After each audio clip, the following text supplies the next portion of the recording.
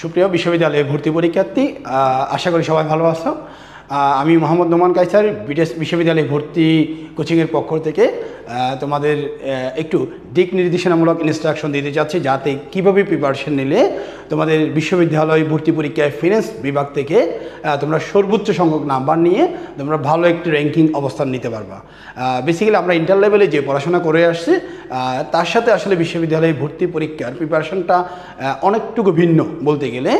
ওখানে আমরা রিটেন পরীক্ষার জন্য প্রিপারেশন নিয়েছিলাম, এখানে আমাদের পরীক্ষার জন্য আসলে প্রিপারেশন নিতে হয় এমসিকিউর জন্য, এমসিকিউ প্যাটার্নের প্রিপারেশন নিতে হয়। আর এখানকার প্রশ্নগুলো আসলে অনেকটুকু অ্যানালাইসিস করে আনসার দিতে হয়, সূক্ষ্মভাবে আনসার দিতে হয়। তাহলে আমাদের ইন্টারমিডিয়েটে অনেকগুলো বই আছে, সেইগুলো বই পড়তে গেলে আমাদের আসলে অতটুকু সময় আমরা পাবো কি না। আমাদের আসলে বিশ্ববিদ্যালয়ে ভর্তির জন্য আমরা মাত্র 3 মাস প্রিপারেশন নেওয়ার সুযোগ পাই, হয়তো 4 মাসের মাথায় আমরা পরীক্ষার জন্য হয়তো অ্যাটেন্ড করতে পারি। সেই জন্য এই 3 মাস পর্যন্ত আমরা কীভাবে আমাদের ফিনান্স বিভাগ থেকে সর্বোচ্চ মার্কস নেওয়ার জন্য আমরা কীভাবে প্রিপারেশন নিতে পারি। বেসিক্যালি আমাদের ফিনান্স থেকে 2টা বই থাকে, একটা ফার্স্ট পার্ট, একটা সেকেন্ড পার্ট। ফার্স্ট পার্ট হচ্ছে কি ফিনান্স, আর সেকেন্ড পার্ট হচ্ছে ব্যাংকিং বিমা। এই 2টা পার্ট থেকে আমাদের প্রিভিয়াস ইয়ারগুলো থেকে যদি আমরা প্রশ্ন যদি দেখি, আমাদের প্রিভিয়াস ইয়ারে যদি প্রশ্নগুলো দেখি, তাহলে আমরা দেখতে পাচ্ছি কি এখানে আমাদের কী হচ্ছে, প্রিভিয়াস ইয়ারগুলো থেকে ফিনান্স এবং ব্যাংকিং থেকে 6টা করে প্রশ্ন আসছে। সেখানে এমসিকিউ পার্ট থাকে 12 নম্বর, সেখানে ফিনান্স ফার্স্ট পার্ট থেকে 6টা এমসিকিউ আর সেকেন্ড পার্ট থেকে 6টা এমসিকিউ, টোটাল 12টা এমসিকিউ 2টা পার্ট থেকে সমান হারে আসছে। একইভাবে রিটেনও দেখা যাচ্ছে কি ফার্স্ট পার্ট থেকে 4টা রিটেন এবং সেকেন্ড পার্ট থেকে 4টা রিটেন, অর্থাৎ 50% ফার্স্ট পার্ট থেকে আসে আর 50% সেকেন্ড পার্ট থেকে আসে। তাহলে এই রিটেন এবং এমসিকিউর প্রিপারেশনগুলো আসলে আমরা কীভাবে নিব? তাহলে আমি বলবো, যাই এমসিকিউর প্রিপারেশন তাই আমাদের রিটেন প্রিপারেশন হিসেবে গণ্য করতে পারবো, আলাদা করে আমাদের রিটেনের প্রিপারেশন নেওয়ার দরকার নেই।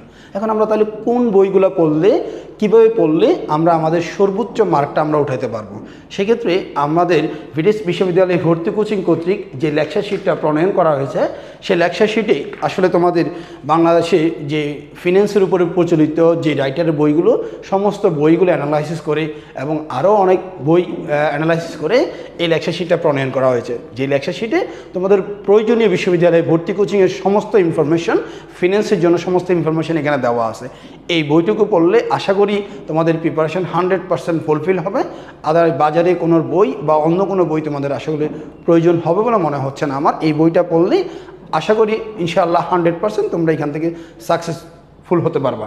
এখন আসি কীভাবে আমরা পড়াশোনা করব। তাহলে এই বইয়ে যেভাবে ইনস্ট্রাকশন দেওয়া আছে, এখানে বিভিন্ন টপিকস নিয়ে বিভিন্নভাবে আলোচনা করা আছে। তাহলে সেক্ষেত্রে আমরা লেকচার শিটের যদি এখানকার বইগুলো দেখি, তাহলে সেক্ষেত্রে ইজিলি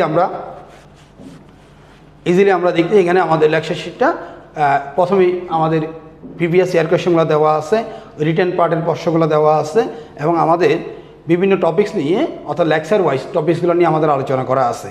এদিক দিয়ে বিভিন্ন টপিকসে খুব সুন্দর করে সাজিয়ে এখানে আলোচনা করা আছে।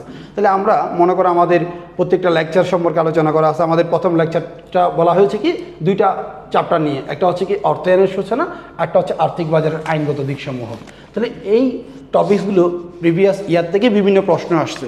সেই প্রশ্নের আলোকে আমরা তোমাদের প্রিপারেশনটা কীভাবে নিতে হবে সেই গাইডলাইন দেওয়ার জন্য আমরা একটা প্রশ্ন ব্যাংক তৈরি করেছি, যে প্রশ্ন ব্যাংকে আমাদের ইজিলি আমাদের প্রিভিয়াস বছরের প্রশ্নগুলোর ব্যাখ্যা দেওয়া আছে।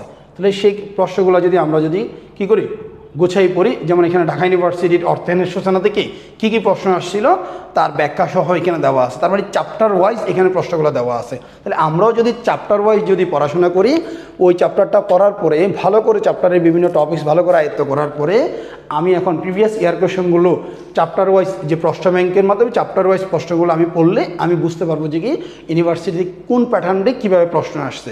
তাহলে সেই অনুপাতে তুমি যদি প্রথমে যে চ্যাপ্টারটা তুমি পড়বা, সেই চ্যাপ্টারটার টপিক সম্পূর্ণ ভালো করে পড়ার পরে তোমার পড়াটা কতটুকু ভালো হয়েছে এবং তুমি কোন টপিকসটা আরও বেশি পড়া দরকার, সেই জন্য তুমি প্রিভিয়াস ইয়ার কোয়েশ্চনটা চ্যাপ্টার ওয়াইজ অ্যানালাইসিস করবা। এখানে ব্যাখ্যাও দেওয়া আছে। সেই মোতাবেক যদি তুমি প্রিপারেশন নিতে পারো, আমি বিশ্বাস করি তুমি 100% সাকসেস হবা এবং তোমার ভালো মার্কস নিয়ে তুমি একটা ভালো র্যাঙ্কিংয়ে যেতে পারবা। শুভকামনা রইলে সবার জন্য। আল্লাহ হাফেজ। আসসালামু আলাইকুম।